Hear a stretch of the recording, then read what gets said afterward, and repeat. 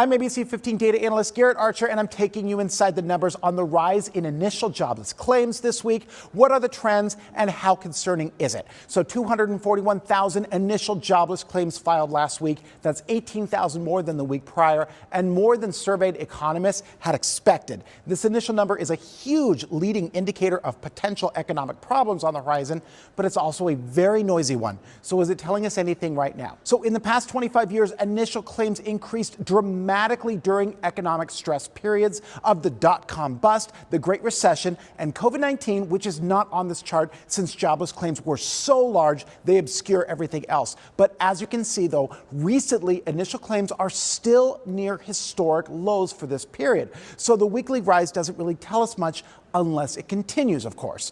And zoomed in to just the past 3 years, there is not much of a trend outside of seasonal patterns. Initial jobless claims were in fact higher than what they are now in the summer of 2023 and 2024. Looking at state-level data, there were 83,000 jobless claims this week for every 100 working-aged adults in Arizona. That's ranked 20th, solidly in the middle of the pack. The highest jobless claim rates were found in the Northeast, New Jersey, New York, and Vermont, and Massachusetts, and on the West Coast in California. There were almost 4,900 initial filings in total in Arizona last week, which is up, but well within the seasonal trends you'd expect to see around this time of year, even prior to COVID-19.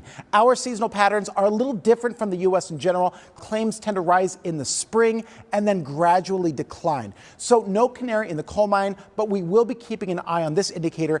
Any change in the job market can have a huge impact on the economy. With a look inside the numbers, I'm Garrett Archer, ABC 15, Arizona.